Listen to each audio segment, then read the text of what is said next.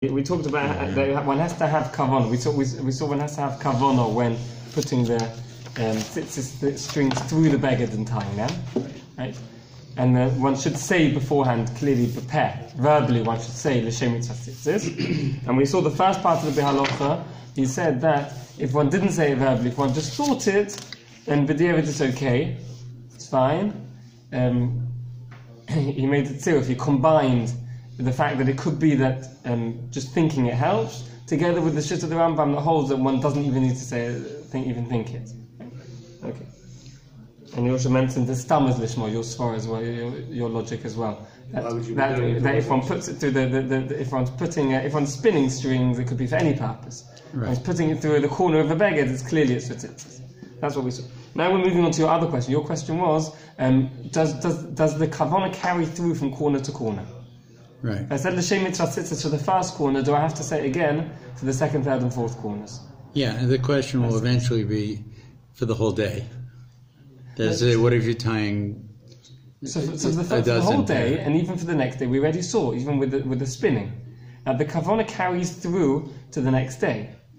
If you're doing the same act, spinning the same thread, once you said l'shem tzitzis at the beginning, it carries through for the whole thing. We saw even for the next day. And even for tying, there's no difference. It carries through for the next day. The question is, if you're moving on to a different corner, it's the same day, and you haven't stopped doing it. Why does it matter? If I'm building a table, right, and I say, let's say I'm building a house, right? I say I'm building this house for the purpose of the shul, right? It might take me a year to build the house, right? Right. But if I tell everyone at the beginning I'm building it for shul, right, then everyone's going to assume a week later, 2 weeks later, and a month later that I'm still doing it for sure, because I mentioned at the beginning I'm doing it for sure. If, however, I start building a house next door as well, 2 houses I'm building, right? Even if it's on the same day, I'm building both of them. If this one's for sure, it doesn't mean that one's for sure. It's a different house. But that does not apply here. Why not? If it's on the same beged.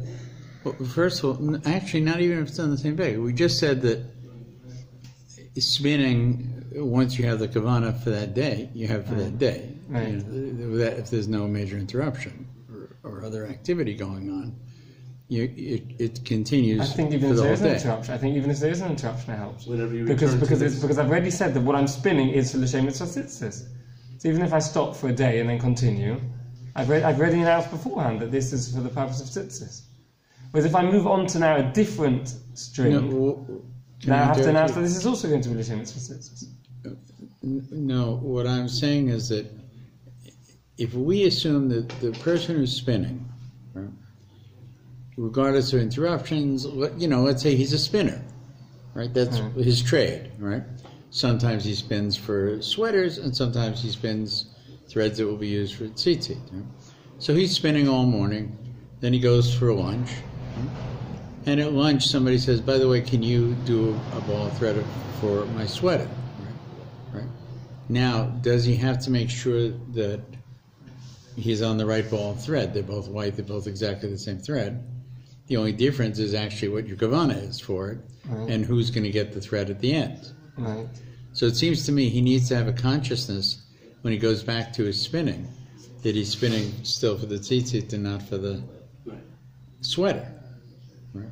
That isn't true for the same reason we said before that you need to have kavanah for spinning and not necessarily for the thread. The same would be true different parts of the different corners, and it would also be true of that matter, for different tzitzits completely, because those things you can only do for tzitzit, unlike the spinning of the thread. It's not Japanese origami. Right. It's the only purpose of putting these strings. There's no purpose for these strings to be put in the corner of a garment. So for a fashion statement, it only has one possibility. So your kavanah would carry through unless there's a reason to interrupt it. Yeah. If somebody said to me, could you make me a 4-corner garment with strings that is not tzitzit? Right. That would be an interruption in your thought process. You would have to have a consciousness that these are not tzitzit and these are. But otherwise, whenever you're putting 4 strings through four-cornered garments. What other kavanah can you have? Okay, so that's the original logic you gave before. The Mishnah was not willing to rely on that lechatchila. Right? It doesn't say, according to this svara, you would never have to say l'shem mitzvah tzitzis. It's clear that I'm doing it for the purpose of tzitzis. The Mishnah says that no, that it could be if you're doing it for different reasons. You have to announce you're doing l'shem mitzvah tzitzis. He is willing to rely on your piece of logic. But the Eved, in a situation when one didn't say l'shem mitzvah tzitzis, just thought it, then he takes your piece of logic on board. But in the first instance, one has to say l'shem mitzvah tzitzis. We don't rely on this piece of logic in the first instance. One has to say l'shem mitzvah tzitzis. Now the question is, does the kavanah carry definitely if one was to move on from one beged to another beged, he would have to announce again l'shem mitzvah tzitzis. The question is, on the same garment, the different corners, does it carry through? Right. That's our question. Okay, so let's read now let's have a look at the halacha. So it's 5 lines from the bottom of the V'da. He says, V'da oid, d'niri d'afilim hakavona lishmo, lo yehoyo rak betlias tzitzis v'shoyna, v'ashar hitel b'stama. Even if he only had kavona lishmo for the purpose of the mitzvah tzitzis, only when he put on the tzitzis, when he tied on the tzitzis of the first corner. All the rest of them he did stam. He didn't announce any particular intention. However, it's fine that tzitzis are kosher. You can still make a bracha on these tzitzis, wear them and make a bracha, because we say that it all continues from the das rishon, it continues from the first thoughts. Even though they are separate pu'ulos, they're separate, it's tying separate strings on the corners. So it carries through. He says it carries through.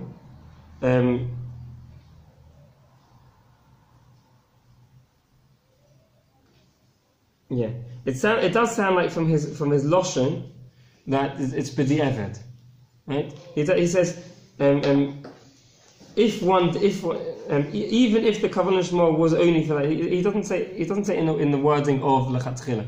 It does sound to me that lechatchila he should try and he should say in each corner, but definitely b'di eved is no problem. His piece of advice to do it in the best possible way. If we move on to the next column, the next page, on the top line of the next page, in the Stun and Halacha, in mind it's the last word on the line. It says Achim Yoma befeirush kodem aschol asatzliya. Schol atzitzis sheis la'achar kach yeh hakol l'shem tzitzis sulo tzorch l'chol zeh. Says the best option is to say at the beginning that to say that all the tzitzis I'm going to tie in this garment are all l'shem mitzvah tzitzis. That's the best. If he just says the Shem Mitzvah tzitzis, then preferably he should say it before each corner, but if he didn't, it's absolutely fine. And if he were to say all the tzitzis I'm tying today, that's also fine, because he's announcing that all the tzitzis are. Right. When people make shmur matzah, they have the same responsibility, as I understand, for stating that it's for the mitzvah of matzah. Do they do it in every round of matzah they make, or do they do it at the beginning of the day? I have a feeling they do it at every round of matzah they make. I don't know. Good question. I don't know. Okay, let's move on. Seif Gimel. Seif Gimel. Back to Shulchan Aruch, page 51, top line. Someone borrows a garment from his friend that has not got tzitzis on it. He doesn't have to put on tzitzis. Kol elamedim. For 30 days he doesn't have to put on tzitzis. Why? Tichsiv ksuscha says you have to put tzitzis on the corners of your garment. Ksuscha, your garment. V'lo shelachem, it is not his. It belongs to someone else. Aval achar elamedim chayv midrabanan. After 30 days he's chayv midrabanan. Mipnei sheniris kesheloi. Then already, if he's wearing the same garment for 30 days, even though it's not his, it looks like it's his, and therefore midrabanan he has to put on tzitzis. So it's a mitzvah's aseh to put them on. It's not a lav to wear a beged without tzitzis. Correct, but that's what's the relevance to this? Wait, so he has, someone gave him a dollar contrast garment. Yeah. But he doesn't have to put tzitzis on it. Right. He's wearing it. He's wearing a garment that's not chayv in tzitzis. Well, even if there isn't a lav, like you said, right. Even if there was, it's not relevant here because it's only relevant to a garment that belongs to him. It's like wearing a three-cornered garment. So that sounds like that makes the situation more lenient in shul. Sure, we're going to talk about shul teles in a minute. Mishra is going to discuss shul teles. This is very good. This is. I always wonder whether you have to check the tzitzis, but if you're not mechuyev to worry about it, then it's for sure not an issue. Excellent. We'll talk about that. Okay. Hago, it's kind of with the Ramah. Ve'im hichziroi teich lamed v'chozar v'lochoi einem it's tarif v'ag ba'inan lamed yoim v'tzufim. If he gave it back within the 30 days and took it again, he's not chayav tzitzis. It has to be 30 days consecutive. That's 30 consecutive days. Okay, let's carry on. If he borrowed a talis with tzitzis on it, you can make a brach on it straight away. Okay? How and why we'll see in a minute. Let's have a look at the Mishabura now. Okay? It says Mishabura Sukkot test. V'amata bo tzitzis umevarech lo yifsid. Someone who borrowed, we said that he's not chayav to put on tzitzis. He borrowed a garment from a borrowed garment is not chayav on tzitzis. However, if he wishes, he can put on tzitzis and make a bracha. Okay, why? The same reason why women can make a bracha on lulav and any other mitzvahs as man, even though they're not chayav to do it, because the kala is that any positive commandment which is time bound, they are not chayav to do. Right? However, if they choose to do it, they can make a bracha. Ashkenazim, right? Sfadim do. Ashkenazim can make a bracha. The same thing here. Sfadim do not. Sfadim don't make a bracha. Right? And therefore, just same way as a woman can make a bracha, even though she's potter, if she chooses to fulfill the command, she's doing a mitzvah. She chooses to. She's doing it. It's just she's not chayiv. She's not. She doesn't have to do it. So too here, even though he doesn't have to put on tzitzis, if he does, he can make a bracha. And therefore he can also go out into the shusavim with it. We said it's not called carrying because he is being KarmiEl. Let's have a look now. Why does it say noihu? Noihu labega means it beautifies the garment. It's bottles the garment. Yes, bottles the garment. Yeah, noi means it's a beautification because he's doing KarmiEl. It's bottles the garment. It beautifies the garment. We're jumping now. This is cooking with Aleph. Mevarach oleha.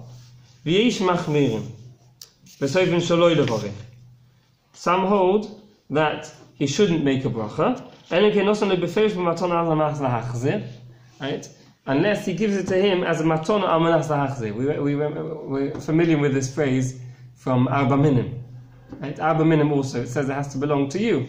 L'kachtem lochem has to belong to you, the Arba Minim. The same way here, it has to be yours. So of course, when one gives over your Arba Minim to someone else to make a bracha, we know that one has to give it as a maton al mahazahachzeh. I'm giving it as a present, it belongs to you now, on condition that you return to me afterwards. But now it's completely yours, and therefore it's lochem, it's yours, you can make a bracha. So to here, some say he should not make a bracha unless he gives it to him as a maton al mahazahachzeh. Okay? Meaning he's not lending him, he's actually giving it to him. That's right. Most Achronim agree with the opinion of the Shulchan Aruch. Now, even if it's not a matanas lahachzeh, he can make a bracha. V'atam hu deho adat deho chishi leloi shevarich oleha. V'kivin sheyesh eloi levarich enem ken teyesh eloi, havel keilu nosn lo b'matanas lahachzeh.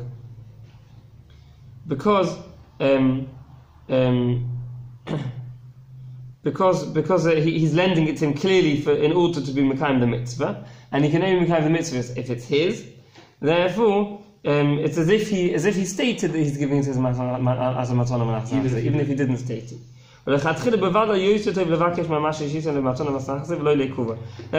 clearly better to ask for as a matana manachzeh, but even if he didn't, it still works because we assume it's in matana manachzeh. That's probably the da'as of the person who's giving it over. This is only if he's borrowing talis, what we call a talis, something which is miyuchad l'mitzvah. If it's a garment which is for wearing, it's just that because the way it's made, one has to put tzitzis on, but it wasn't made for the mitzvah. It's just that it's chayv and tzitzis from the way it's made. It wasn't made for the purpose of the mitzvah. Similarly, if one borrowed a talis just to go for an aliyah, to get called up to the Torah. Or lava lifnei table to be a shliach tzibur. Or leduchon as a kohen in order to do birkas kohenim. She'einen mishum koved. The reason why they put it on is not to do the mitzvah tzitzis, all these people. They do it because of the honor, in order to be, they're doing a mitzvah in front of the tzibur. They put on a talis. All these are not putting on for the purpose of the mitzvah. So the aim of these two people should make a bracha.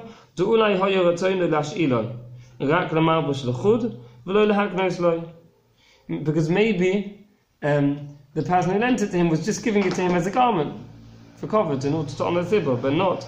It could be that the person did not intend to give it to him as a matana, because he's not borrowing it in order to bring the mitzvah of tzitzis. But then some hold the no, that always we say he can always make a bracha. You can always make a bracha. And some hold they can always make a bracha. So we have a machlokes here in a case where he's borrowing a tzitzis in order to become the mitzvah. Right, I left my talis at home. I need a talis. I haven't got one here.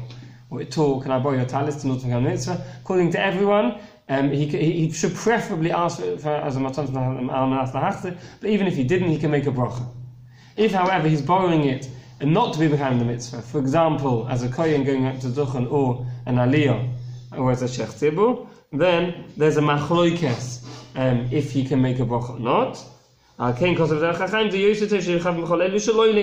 The best in this situation is to have kavanah when he takes it, not to acquire it. To have kavanah, he's just borrowing it and he's not acquiring it as his own. And therefore he definitely doesn't need to make a bracha. And therefore he's, according to everyone, he doesn't need to make a bracha. Unless he's actually borrowing it, like we said, as in order to be mekayim the mitzvah of tzitzis, in which case he should make a bracha. So if he's sitting under the air conditioner in the summer, right, and that's his seat, right, and he's very cold, right, and one talis does not suffice, he wants to borrow another talis to put it on top to keep himself warm. Right. Then he doesn't make a mitzvah on that. He should, that's correct. He should have in mind when he borrows it, he's borrowing it from someone. He should have in mind when he borrows it, not to be kohen it, he's just borrowing it, it's not going to be his, and then he puts on without a bracha. And this is all these cases are cases in which it's exchanged between two people. But most shuls have talises that are virtually hefker. Right, so we're going to now talk about talis. This is exactly the point of the next point in the Shabbat. What's the halacha-theory talis and they belong to the shul? Let's see. This is only talking about talis that belongs to a private person. But a talis that belongs to the community, which are found in shuls. This one has to bring a bracha according to everyone. Why? Even if he's wearing it in order to just to be a shliach tzibur or to go up to the Torah, he's not borrowing it in order to be mekayim the mitzvah of tzitzis. He's borrowing it just for kovet hatzibur. According to everyone has to make a bracha. Why? Because that's the purpose of shul taleisim. They bought it and placed them in shul for this exact reason. That whoever takes it, it's going to be his for the duration of the time that he wears it. So he said that talis that belongs to the civil, for whatever purpose he's putting it on, he should make a bracha. For this reason, actually, there are shuls they don't want this, right? They don't, and not everyone that puts every time someone gets an aliyah has to make a bracha on a talis can delay proceedings. It's not everyone does it, maybe. So for whatever reason, they want to patter people from having to make a bracha, and therefore I've seen that some shuls they make all the talisim belong to the gabba. They say that all the talisim belong to the gabba, and the gabba is only lending it, lending them, and they remain his. And therefore, people who take it don't have to make a bracha, in order to make it easy for people. Here in Eretz Yisrael is not so problematic because they don't put on a talis for every mitzvah. Not everyone that gets an aliyah puts on a talis. You don't put on a talis for an aliyah. Shech tzibur for mincha, ma'ariv, they don't put on a talis. Right. But in chutz la'aretz, where they put on any person who gets an aliyah, anyone who gets any shech tzibur puts on a talis.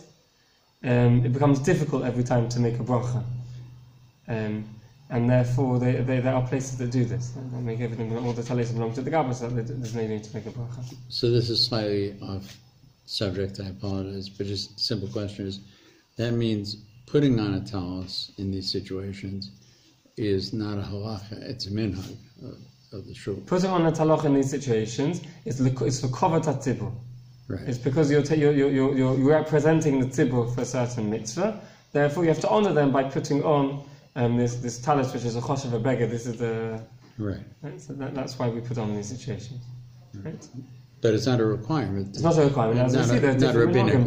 Some, as I said, right. There's differences. Some places they do, some places they don't. Right. Yeah. Okay, let's continue base. So have another minute or two. I just wanted to see the end of the sifkot. If we turn over the page, and the minus the sixth line from the top, in the first word, Gamni Svoyasham, in the Mishnah Berurah, sixth line of the Mishnah Berurah. And the first line? The first word on the line, six lines from the top, first word, Gamni Svoyasham. Oh, okay, got it. Gamni Svoyasham, Da'acha sheyotza boitzach nachzav litno lebailov, b'matona. After he's borrowed it, he has to return it as a matona. Right? If he borrowed it as a matona, as a present, he has to give it back as a present. Kadesh yeshal bailim, in order that it belongs to the bailim again. Shari nase shelo yiposhet dochinam b'minyaneinu. Okay. Okay, that's enough. Let's do Sif Dalet. Sif Dalet we'll do tomorrow.